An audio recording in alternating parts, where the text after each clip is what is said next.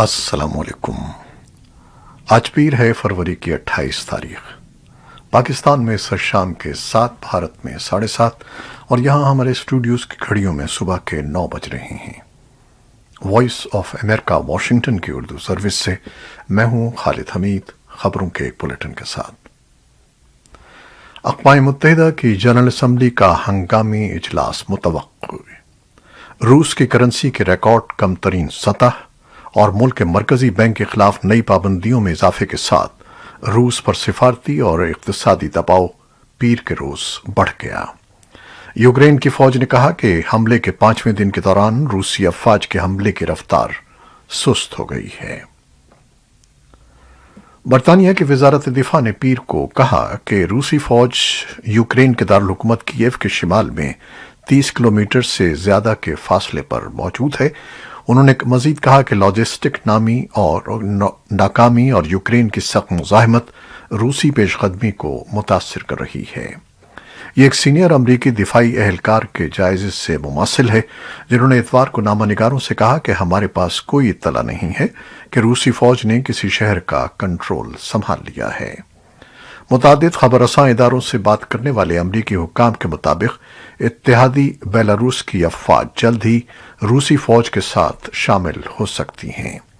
پیر کو نئی پابندیوں کی فہرست میں برطانیہ نے برطانوی اداروں کو روس کے مرکزی بینک، وزارت خزانہ اور ویلتھ فنڈ کے ساتھ لین دین سے منع کیا، جبکہ سنگاپور نے پابندیوں کے ایک سیٹ کا اعلان کیا جس میں بینک ٹرانزیکشنز اور ایکسپورٹ کنٹرول کو ہدف بنایا گیا۔ یورپی یونین کی جانب سے یوکرین کو لڑاکا طیارے بھیجنے کے اعلان کے ایک دن بعد آسٹریلیا نے پیر کو حساس فوجی ساز و سامان کی غیر متعین ترسیل کا وعدہ کیا ہے۔ وائٹ ہاؤس نے کہا ہے کہ امریکی صدر جو بائیڈن آج پیر کو کئی اتحادیوں کے ساتھ یوکرین کی تازہ ترین پیش رفت پر تبادلہ خیال کر رہے ہیں، اور جس کا مقصد متحدہ رد عمل کو مربوط کرنا ہے۔ یوکرین نے اتوار کو بتایا کہ گزشتہ ہفتے روس کے حملے کے بعد سے اب تک کم از کم 350 شہری ہلاک ہو چکے ہیں اور 1700 زخمی ہیں۔ یوکرینی افواج کے درمیان ہونے والی ہلاکتوں کے بارے میں کوئی اطلاع نہیں تھی، جبکہ روس نے اپنے فوجیوں کی ہلاکتوں کا اعتراف کیا ہے، تاہم کسی تعداد کا انکشاف نہیں کیا۔ اقوام متحدہ کے پناہ گزینوں کے سربراہ فلیپو گرینڈی نے اتوار کو کہا کہ یوکرین سے 3,68,000 افراد پولینڈ، ہنگری، رومانیہ، مالدوو اور دیگر ممالک میں داخل ہو چکے ہیں۔ یوکرین نے فوری جنگ بندی اور روسی افواج کے انخلاء کا مطالبہ کیا ہے جب اس کا وفد پیر کو روس کے ساتھ بات چیت کے لیے پہنچا۔ یوکرین کے صدر ولادیمیر زیلنسکی نے یورپی یونین پر زور دیا کہ وہ اپنے ملک کو بلاک میں فوری رکنیت فراہم کرے۔ یوکرین اور روس کے درمیان مذاکرات کا انعقاد یوکرین بیلاروس کی سرحد کے قریب ہو رہا ہے۔ زیلنسکی کے دفتر نے کہا کہ یوکرینی فریق میں وزیر دفاع اولیکسی ریزنکوف اور صدارتی مشیر میخائلو پوڈولیاک شامل ہیں۔ یوکرین کے صدر کے مطابق ہمارا مقصد تمام یورپیوں کے ساتھ مل کر رہنا ہے، اور سب سے اہم بات برآمدی کی بنیاد پر رہنا ہے۔ ان کا کہنا تھا کہ مجھے یقین ہے کہ یہ منصفانہ ہے اور مجھے یقین ہے کہ یہ ممکن ہے۔ نیٹو کے سیکرٹری جنرل یانس اسٹولٹنبرگ نے کہا کہ انہوں نے یوکرینی رہنما سے فون پر بات کی اور یوکرین کے عوام اور مسلح افواج کی بہادری کے لیے ان کی تعریف کی۔ نیٹو اتحادی فضائی دفاعی میزائلوں، ٹینک شکن ہتھیاروں کے ساتھ انسانی اور مالی امداد کی فراہمی میں تعاون بڑھا رہے ہیں۔ امریکی انٹیلیجنس کو توقع ہے کہ بیلاروسی رہنما الیگزینڈر لوکاشینکو 48,000 فوجیوں پر مشتمل اپنی مضبوط فوج کو اگلے چند گھنٹوں یا دنوں میں یوکرین میں جاری جنگ میں شامل کر دیں گے، تاکہ روس کو یوکرین پر ناکام حملے میں تقویت ملے۔ اب تک بیلاروس کو روسی افواج کے لیے شمال سے کیف پر حملہ کرنے کے لیے استعمال کیا جاتا رہا ہے، اور خیال ہے کہ بیلاروس کے صرف چند خصوصی دستوں نے ہی لڑائی میں حصہ لیا تھا، لیکن روسی حملے کے بعد کریملن کو توقع سے کہیں زیادہ مضبوط مزاحمت کا سامنا کرنا پڑا۔ روسی رہنما ولادیمیر پوٹن اب اپنی جارحانہ کارروائیوں کو فروغ دینے کے لیے اپنے دیرینہ اتحادی کی جانب دیکھ رہے ہیں۔ امریکہ کے محکمہ خارجہ نے روس میں مقیم اپنے شہریوں سے کہا ہے کہ وہ فوری طور پر روس سے انخلا کر لیں۔ محکمہ خارجہ نے اپنے شہریوں کے لیے انتباہ ایسے موقع پر جاری کیا ہے جب کئی فضائی کمپنیاں روس کے لیے اپنی پروازیں منسوخ کر رہی ہیں اور بہت سے ملک روس کے لیے اپنی فضائی حدود بھی بند کر رہے ہیں۔ روس میں امریکی سفارت خانہ نے اپنے شہریوں کو متنبہ کیا ہے کہ وزارت خارجہ نے روس کے لیے چوتھے درجے کی ٹریول ایڈوائزری جاری کی ہے، یعنی روس کے سفر سے گریز کیا جائے۔ امریکی شہریوں سے کہا گیا ہے کہ وہ کمرشل پروازوں کے ذریعے روس سے انخلا کریں۔ روس میں امریکی سفارت خانے نے اپنے شہریوں کو کہا ہے کہ وہ حالات حاضرہ سے باخبر رہنے کے لیے مقامی اور عالمی میڈیا دیکھتے رہیں اور اپنی حفاظت سے متعلق اپنے اہل خانہ اور دوستوں کو آگاہ رکھتے رہیں۔ روس میں ماسکو سے سائبیریا تک شہروں میں روسی باشندے یوکرین پر روس کے حملے کے خلاف ایک بار پھر سڑکوں پر نکل آئے ہیں۔ مظاہرین نے پوسٹر اٹھا رکھے تھے اور شہر کے مراکز میں مارچ کرتے ہوئے جنگ نہیں کے نعرے لگا رہے تھے۔ روس میں حملے کے خلاف احتجاج جمعرات کو شروع ہوا اور اس کے بعد روزانہ کی بنیاد پر جاری ہے، یہاں تک کہ روسی پولیس ہر روز سینکڑوں لوگوں کو حراست میں لے رہی ہے۔ سیاسی گرفتاریوں پر نظر رکھنے والے او وی ڈی انفو رائٹس گروپ کا کہنا ہے کہ پولیس نے اتوار کے روز جنگ مخالف مظاہروں پر 45 شہروں میں کم از کم 1476 روسیوں کو حراست میں لے لیا ہے۔ مختلف ممالک میں احتجاج کا سلسلہ جاری ہے، جس میں مظاہرین یوکرین پر کیے جانے والے روس کی جارحیت کو فوری طور پر ختم کرنے کا مطالبہ کر رہے ہیں۔ آسٹریلیا کے شہر سڈنی میں بارش کے باوجود سینکڑوں مظاہرین نے نعرے لگائے کہ یوکرین موجود رہے گا، جبکہ جاپان کے شہر ٹوکیو میں مظاہرین نے مطالبہ کیا کہ روس کو اپنے پڑوسی ملک یوکرین پر حملہ کرنے پر اقوام متحدہ کی سیکیورٹی کونسل سے نکال دینا چاہیے۔ اس کے علاوہ برطانیہ، یورپ اور مشرق وسطیٰ کے بعض ممالک میں بھی یوکرین پر روسی جارحیت کے خلاف مظاہرے ہوئے۔ سوئٹزرلینڈ کے دارالحکومت میں بھی مظاہرہ کیا گیا، جس میں 20,000 سے زائد مظاہرین نے شرکت کی اور سٹی کونسل کی نشست پر یوکرین کا جھنڈا لہرا دیا۔ جرمنی کے دارالحکومت برلن میں احتجاج میں ہزاروں افراد شریک تھے، جن میں سے بیشتر یوکرین کے پرچم کے رنگ کے لباس زیب تن کیے ہوئے تھے۔ اسپین میں بھی احتجاج میں بڑی تعداد میں مظاہرین نے شرکت کی۔ چین نے اقوام متحدہ کی سیکیورٹی کونسل میں روس کے خلاف امریکہ کی قرارداد کو ماسکو کے ساتھ مل کر ویٹو کرنے سے انکار کر دیا ہے۔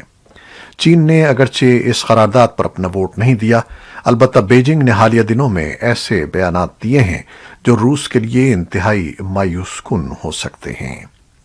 چین کے اقوام متحدہ میں سفیر ژانگ جون نے ایک بیان میں یوکرین کی سلامتی اور علاقائی سالمیت کے احترام کی بات کی ہے، جیسے اس پر روس کی جانب سے مداخلت کی گئی ہو۔ ژانگ نے اپنے بیان میں کہا کہ یوکرین کو دنیا کی بڑی طاقتوں کے درمیان تنازع کا محاذ ہونے کے بجائے مغرب اور مشرق کے درمیان ایک پل ہونا چاہیے تھا۔ انہوں نے اگرچہ اس بات پر بھی زور دیا کہ نیٹو کے اپنے دائرہ اختیار میں اضافے اور یوکرین کو رکنیت دینے کے بارے میں روس کے خدشات کو بھی سمجھنا چاہیے۔ چین علاقائی سالمیت اور سلامتی کے موقف کو بار بار متنازع موضوعات کے سلسلے میں استعمال کرتا رہا ہے، جن میں تبت، سنکیانگ اور ہانگ کانگ کا معاملہ شامل ہے۔ چین نے امریکی افواج کی افغانستان میں موجودگی کے بارے میں بھی یہی موقف اپنایا تھا۔ بھارت نے اقوام متحدہ کی سلامتی کونسل میں یوکرین پر روس کے حملے کی مذمت کرنے کے لیے پیش کی جانے والی قرارداد پر جمعے کو ہونے والی ووٹنگ میں حصہ نہیں لیا۔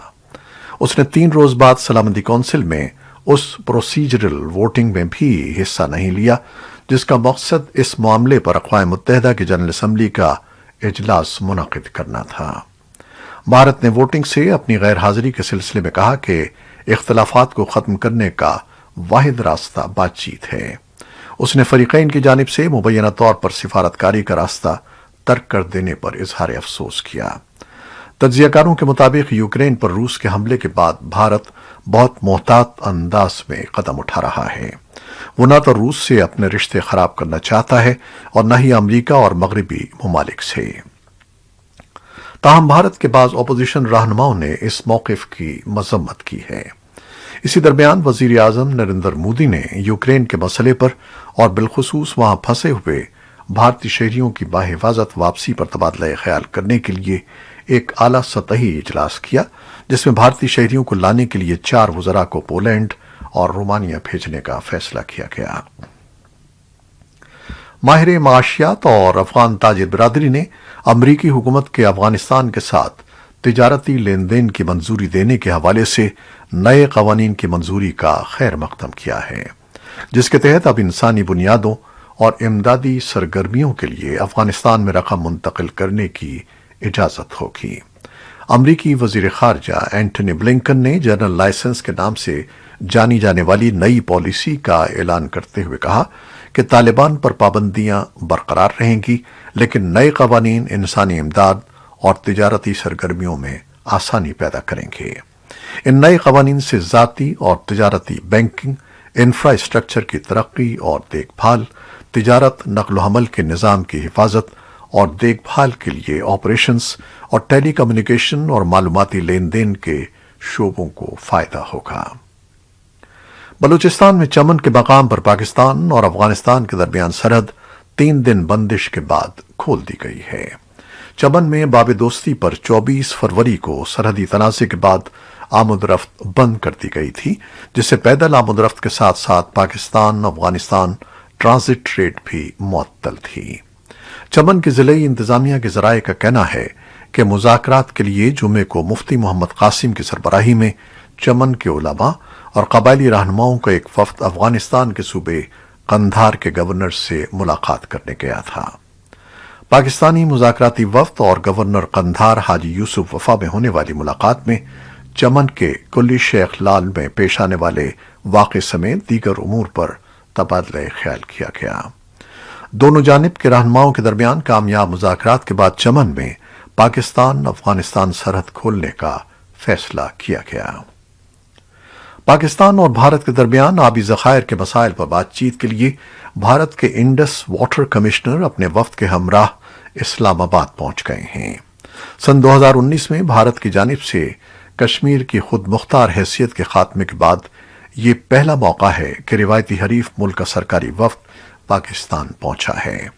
اس سے قبل گزشتہ برس پاکستان کے انڈس واٹر کمشنر وفد کے ہمراہ نئی دہلی گئے تھے اور تقریباً 2.5 سال کے تعطل کے بعد بھارت اور پاکستان کے درمیان پانی کے مسائل پر دوطرفہ مذاکرات کا باضابطہ آغاز ہوا تھا۔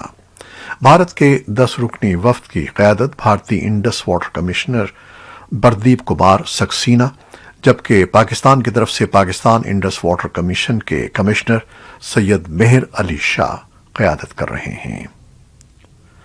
Pakistan federal union of journalist کی کال پر راولپنڈی اسلام آباد یونین آف جرنلسٹ کے زیر اہتمام پارلیمنٹ ہاؤس کے باہر پیکا آرڈیننس کے خلاف احتجاج کیا جا رہا ہے۔ پولیس نے پارلیمنٹ کی طرف جانے والے راستے بند کر رکھے تھے، تمام صحافی رکاوٹوں کو توڑتے ہوئے پارلیمنٹ ہاؤس پہنچ گئے۔ مظاہرے سے خطاب کرتے ہوئے پاکستان پیپلز پارٹی کے سیکرٹری جنرل نیر حسین بخاری نے کہا کہ اس قانون کے ذریعے صحافیوں اور عام لوگوں کی مخالفت کی آوازوں کو بند کیا جا رہا ہے۔ اگر حکومت اس قانون کو درست سمجھتی ہے تو اسے پارلیمان میں لے کر آتی، لیکن آرڈیننس کے ذریعے آزادی صحافت اور اختلاف رائے رکھنے والوں کو دبانے کے لیے یہ قانون لایا گیا ہے۔ پی ایف یو جے کے سیکرٹری جنرل ناصر زیدی نے اس آرڈیننس کو مسترد کرتے ہوئے کہا کہ ہم کسی طور اسے قبول نہیں کریں گے اور عدالتوں میں اس کے خلاف جنگ لڑیں گے۔ وفاقی حکومت نے رواں ماہ پیکا ترمیمی آرڈیننس جاری کیا تھا، جس کے ذریعے ایف آئی اے کے اختیارات اور سزاؤں میں اضافہ کر دیا گیا ہے۔ حکومت کا کہنا ہے کہ فیک نیوز کے خاتمے کے لیے یہ آرڈیننس ضروری ہے۔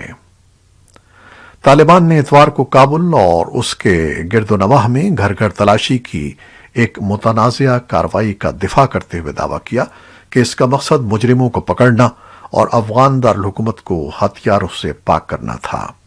طالبان کی حکومت کے کلیدی ترجمان ذبیح اللہ مجاہد نے بھی اعلان کیا کہ وہ اس وقت تک مزید افغانوں کے انخلاء کی اجازت نہیں دیں گے جب تک کہ افغانستان چھوڑ کر جانے والے افراد کے لیے بیرون ملک حالات بہتر نہیں ہو جاتے۔